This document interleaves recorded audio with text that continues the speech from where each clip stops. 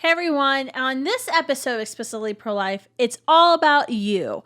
I recently asked my followers on Instagram what topics you would like to hear me address on this podcast. And so today, I'm answering some of your questions.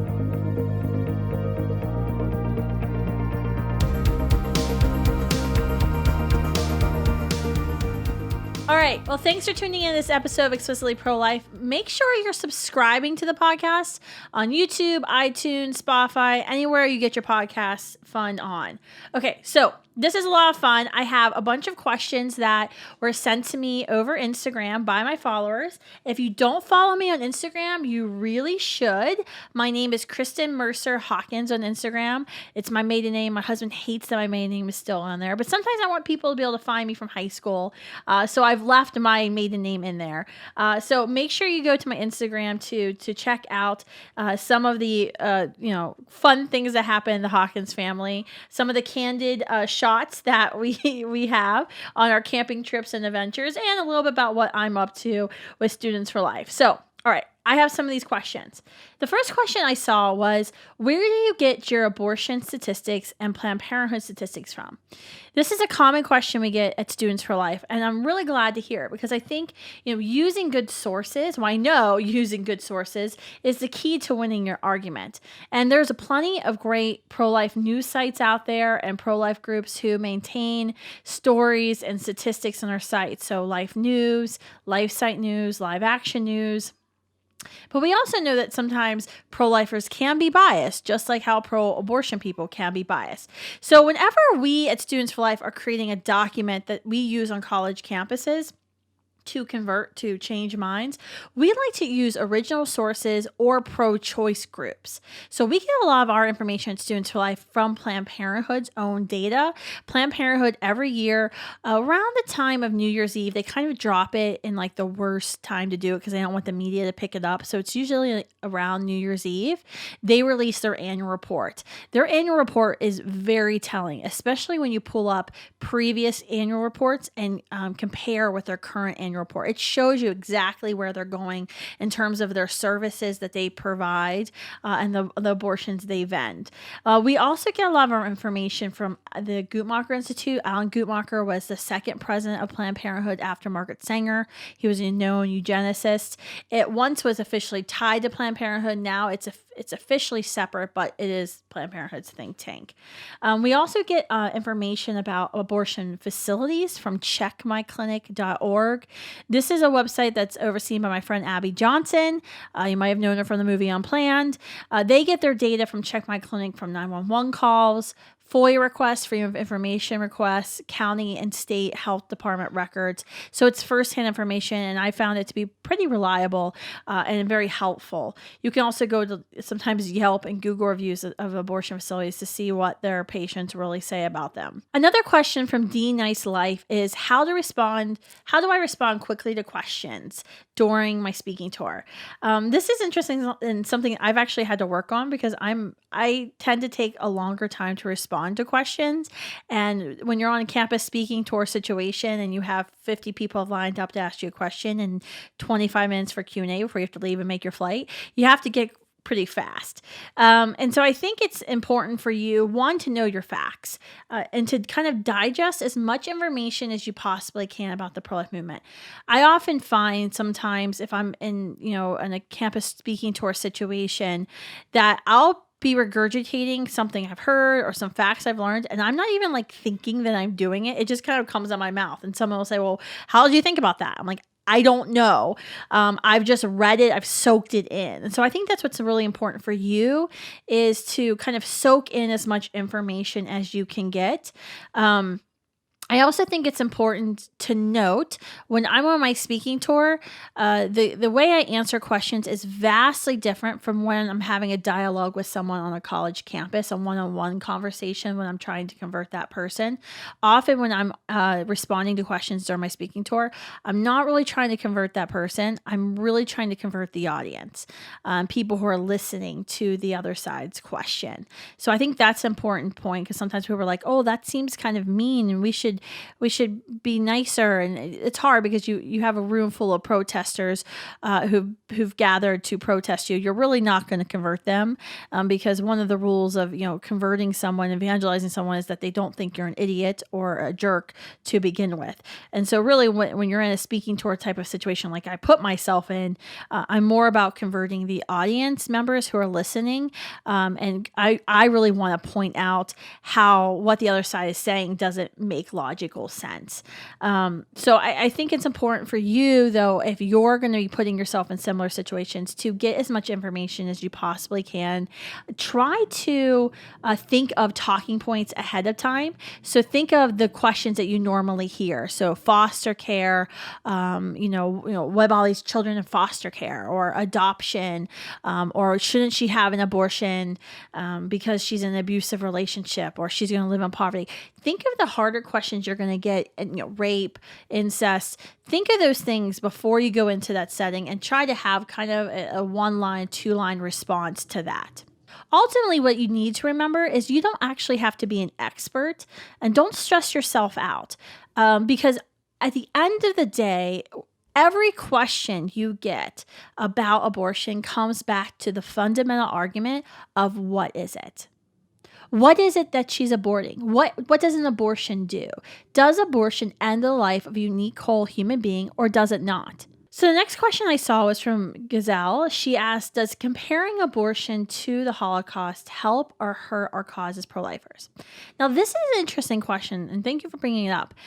So my friend Josh Brahm, who runs Equal Rights Institute, has written blogs and talked about, fetus tunnel vision.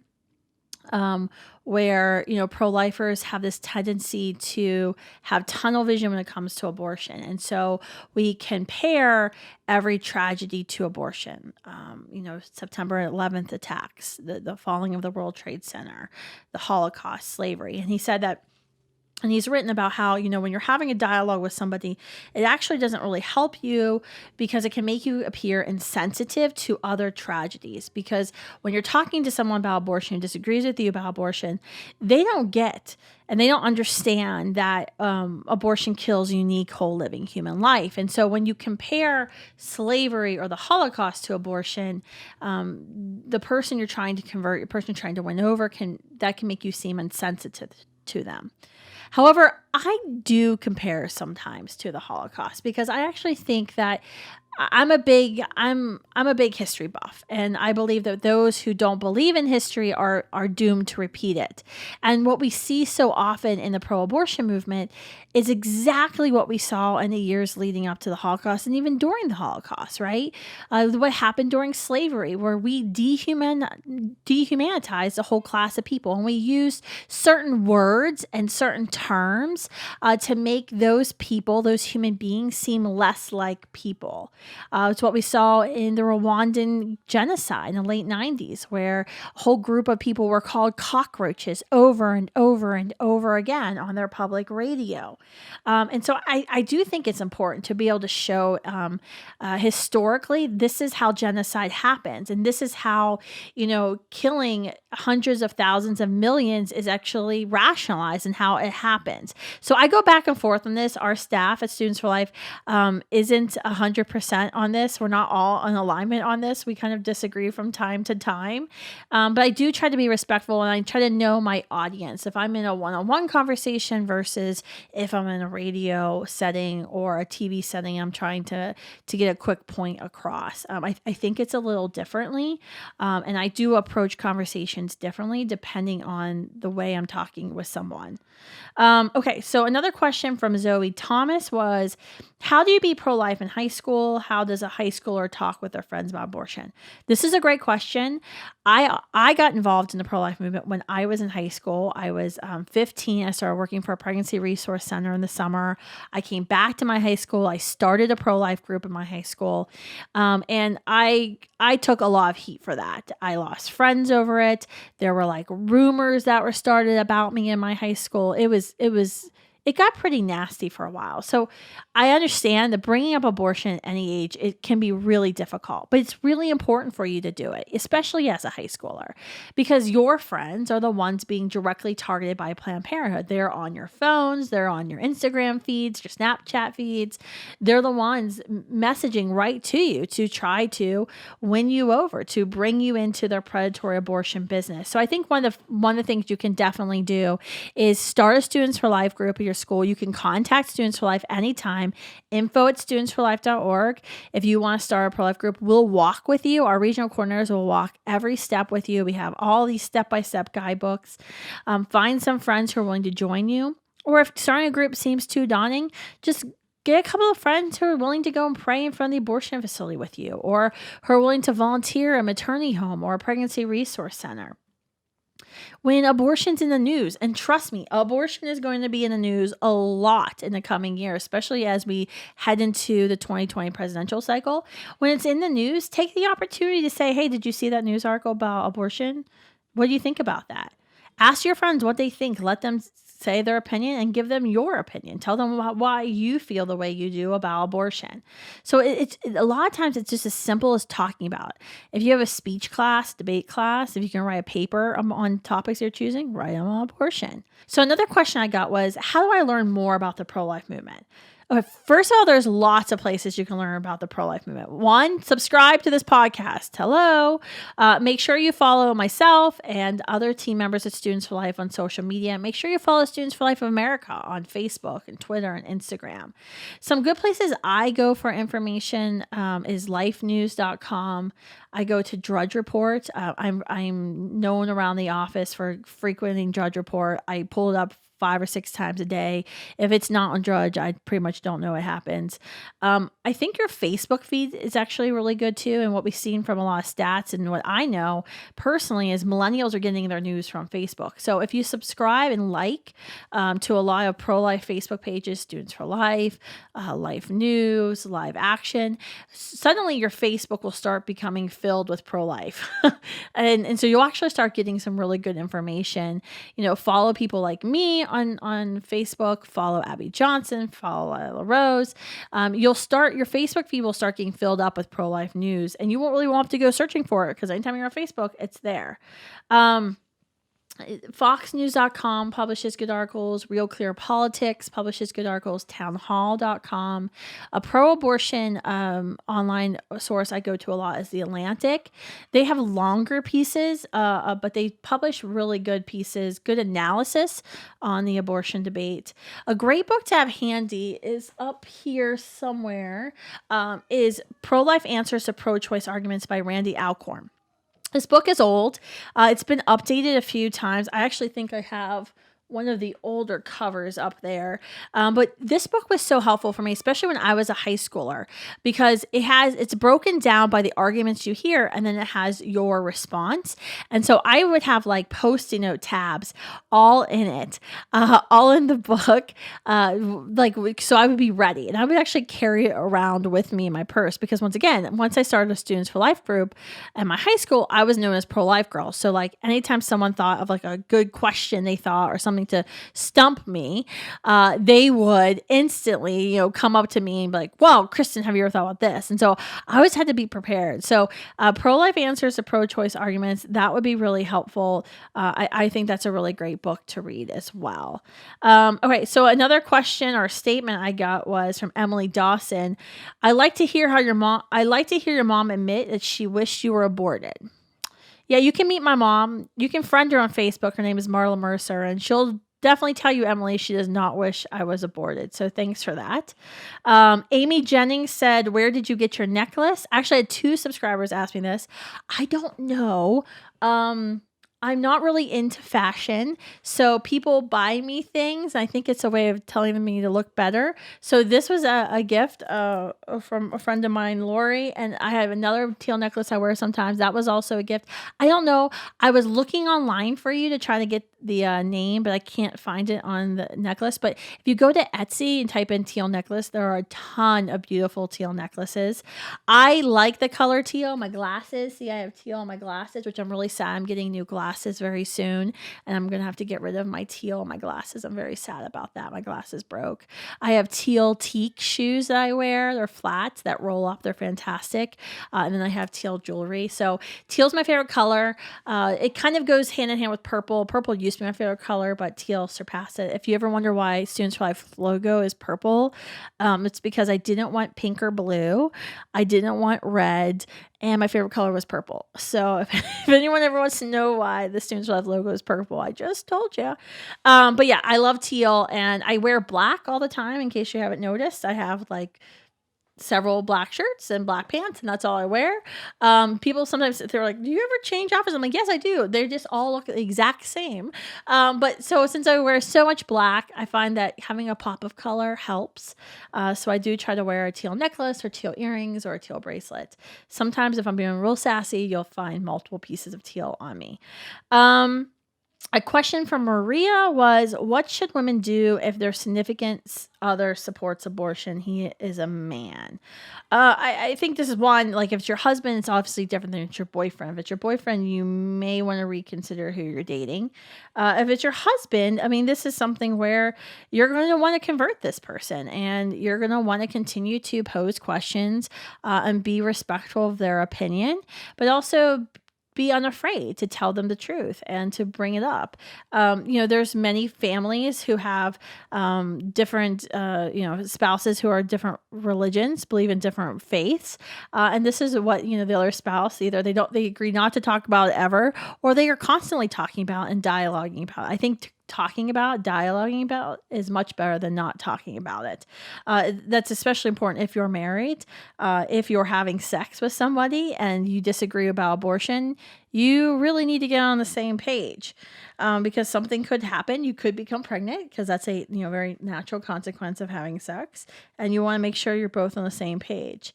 All right, so I have other questions I see here on my Instagram. Your thoughts on gay rights? I think gay people should have the same rights as other people. Pro-lifers are pro-rights for all human beings. Now, if you're asking about, transgender surgeries being paid for in tax dollars, I think that's another question.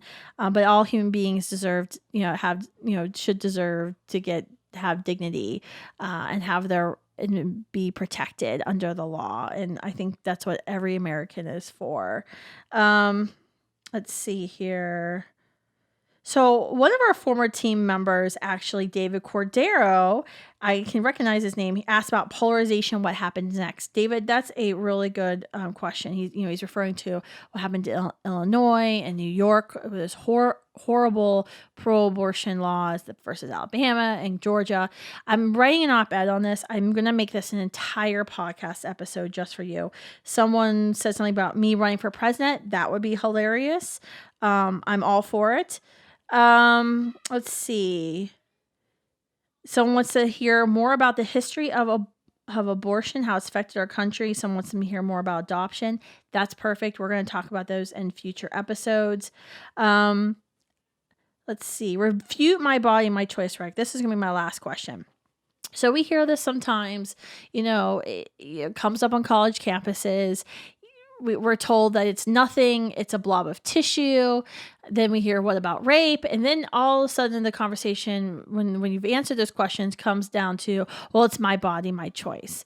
The question simply, you can ask someone is, whose body are you talking about? In abortion, we have two bodies. There are two human beings who are to be talked about, right? When a woman goes to her OBGYN, that OBGYN has two patients that we know what's inside of her is a living whole human being that's living on its own, that's breathing in the amniotic fluid, that's growing every day. So it's not her body. When I'm pregnant with my boys, did I suddenly become a man? No.